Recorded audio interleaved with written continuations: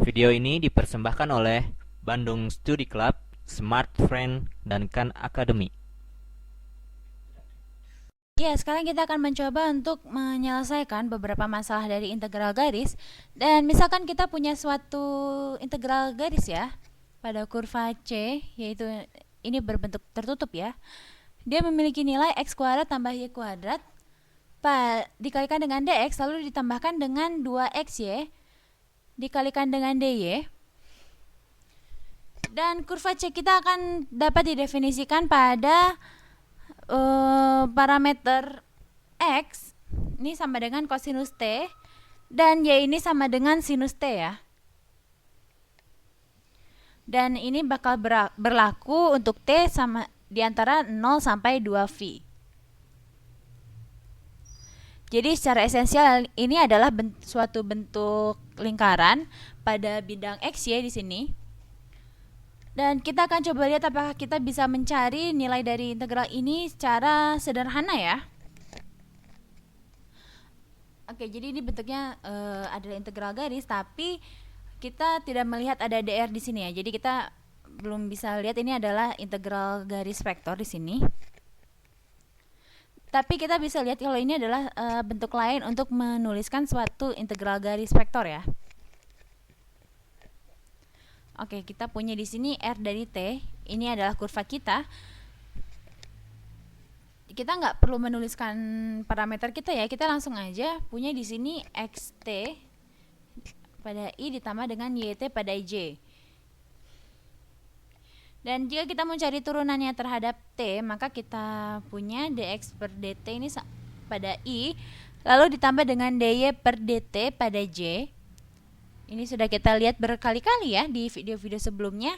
Dan kalau kita mau menghilangkan dt-nya, maka kita tinggal kalikan kedua sisi ini dengan dt ya. Dan untuk itu kita akan mendapatkan dr-nya. Jadi kita bisa melakukan hal ini, kita bisa mengalihkan simbol diferensial sebagai suatu bilangan ya. Jadi kita bisa kalikan aja langsung dt ini kedua belah sisi, maka dt-nya akan hilang di kedua belah sisi dan kita punya dr ini sama dengan dx dikalikan unit vektor i ditambah dengan dy dikalikan unit vektor j. Dan kita lihat suatu pola di sini ya. Jadi jika kita mendefinisikan medan vektor f kita sebagai fx ya, ini sama dengan x kuadrat ditambah y kuadrat ini pada i ditambah dengan 2xy ini pada j. Jadi ini apa sih sebenarnya? Apa sih yang ada di sini? Oke, apa yang terjadi jika kita mengambil f dikalikan titik dengan dr atau dot product ya? Apa yang terjadi kalau ini dikalikan titik dengan yang ini? Maka kita akan langsung aja kalikan ya. Kita langsung kalikan komponen yang bersesuaian. Maka kita punya di sini x kuadrat ditambah y kuadrat dikalikan dengan dx di sini. I-nya langsung hilang ya. Ini udah menjadi bentuk skalar karena dia dikalikan secara dot ya, secara titik. Lalu kita punya dxy dikalikan dengan dy di sini. Oke, ini hasil perkalian dot produk kita.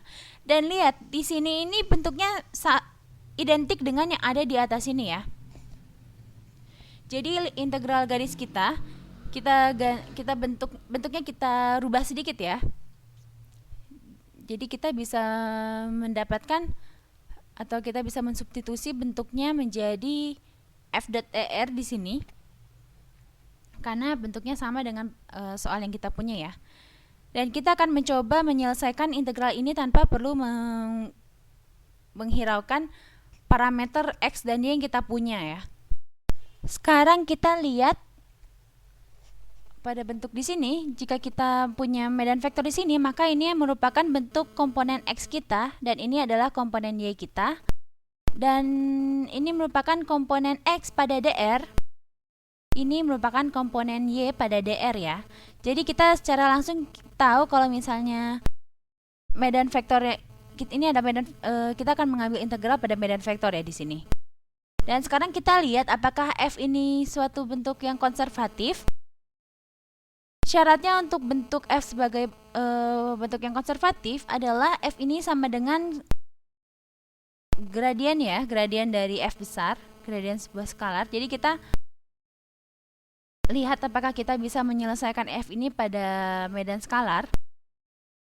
Dan jika f ini berbentuk konservatif, maka bentuk ini f ini akan membentuk sebuah loop di mana nilai integral ini akan sama dengan 0 ya, dan akhirnya kita akan mendapatkan nilai dari integral yang ditanyakan di sini. Maka persamaan ini akan sama dengan 0 dan kita tidak perlu melihat parameter di sini untuk menyelesaikan integral di sini. Jadi kita cek di sini apakah f ini dia bentuknya konservatif. Jadi untuk mencari apakah f ini bentuknya konservatif, kita cari dari f besar, kita turunkan parsial dulu terhadap x. Ini syaratnya ya.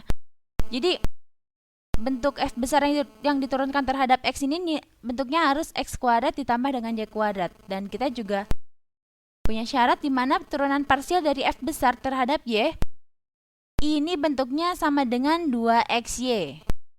Jadi f ini merupakan gradien dari sebuah bentuk f besar. Maka gradien pada f besar ini kita tahu ya, ini sama dengan turunan parsial pada x ditambah dengan turunan parsial terhadap y ya. Jadi kita cek apakah si f yang kita punya ini merupakan yang di sini, yang sudah kita tulis di sini, dan apakah ini dia sama dengan bentuknya seperti yang di sini ya. Jadi gimana kita ceknya? Kita cari tahu dulu bentuk dari f besarnya. Kita coba cek apakah bentuk f besarnya yang berdasarkan dua syarat ini dia apakah ada atau tidak. Jadi gimana caranya? Kita coba cari antiturunan di kedua belah sisi sini ya. Maka kita punya f besar yang kita cari antiturunannya terhadap x, maka kita punya di sini x kuadrat dicari antiturunannya terhadap x, kita punya x pangkat 3 per 3 ya, itu biasa. Dan di sini kita punya y kuadrat. Jika kita mencari antiturunannya terhadap x, maka kita akan perlakukan y kuadrat ini sebagai suatu konstanta ya. Maka langsung aja kita dapat x y kuadrat di sini. Oke, kita juga harus tambahkan ini dengan suatu fungsi terhadap y, di mana suatu fungsi terhadap y ini apabila kita turunkan terhadap x dia akan hilang ya, karena dia akan dianggap suatu konstanta di sini. Dan dia akan muncul ketika kita mencari antiturunan dari f ini ya. Oke, jadi kita untuk perjelasnya kita tulis f ini sebagai fungsi dari x dan y ya, karena dia memiliki komponen x dan y di sini. Oke, ini adalah antiturunan terhadap x. Sekarang kita cari antiturunannya terhadap y di sini. Oke, kita punya 2xy ya di sini, dan kita cari antiturunannya terhadap y. Oke, kita langsung aja menganggap 2x ini sebagai suatu koefisien biasa. Ini dianggap sebagai suatu angka ya, karena kita hanya melihat variabel y di sini. Oke, jadi kita langsung cari antiturunannya dari 2xy terhadap y. Maka kita punya di sini xy kuadrat ya. Jadi antiturunan dari y ini adalah setengah y kuadrat. Setengah itu dikalikan dengan 2x, maka kita punya sisanya yaitu xy kuadrat di sini. Dan seperti biasa kalau kita mencari antiturunan terhadap y ini, kita harus tambahkan dengan suatu fungsi terhadap x yang hilang ketika kita turunkan fungsi terhadap x ini terhadap y ya. Oke, jadi kita punya di sini bentuk f berdasarkan turunan antiturunannya ya secara parsial terhadap x dan terhadap y masing-masing. Kita lihat di sini ada suatu kemiripan bentuk pada bentuk f besar ini, di mana masing-masing memiliki xy kuadrat. Jadi di sini juga dia bilang dia punya bentuk fungsi terhadap x di sini, dan di sini memang dia memiliki fungsi terhadap x ya, yaitu x pangkat 3 per 3 di sini. Dan ini bisa dibilang adalah bentuk yang sama, di mana di sini kita masih punya fungsi terhadap y dan di sini tidak ada, maka kita bisa menganggap kalau fungsi dari y ini memang tidak ada atau sama dengan 0. Ini adalah fungsi dari y. Oke, maka hasil antiturunan yang kita dapatkan secara parsial ini memiliki kesamaan di mana dua-duanya merujuk pada suatu bentuk fungsi f besar ini sama dengan x pangkat 3 per 3 ditambah dengan xy kuadrat ya. Ini adalah fungsi f besarnya, sehingga kita bisa bilang kalau dari fungsi f besar ini dia memiliki suatu gradien f kecil ya. Oke, kita coba cek lagi. Kita cari gradien dari f besar ini.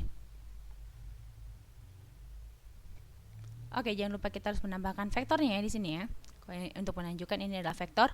Oke, kita turunkan parsial ini terhadap X dan Y ya. Untuk kita cek lagi. Kita untuk mencari gradien pada F besar, kita turunkan secara parsial fungsinya terhadap X dan Y. Maka untuk terhadap X, kita punya bentuknya di segi ini turunannya terhadap X. Kita punya X kuadrat tambah Y kuadrat dikalikan dengan unit vektor I. Dan sekarang kita turunkan terhadap Y ya. Ini menjadi 0. Karena dia sebagai konstanta. Lalu di sini dia turunkan langsung aja terhadap Y. Dia punya 2XY terhadap J. Dan bentuk ini sama dengan F yang kita punya ya. F kecil yang kita punya di atas. Yang artinya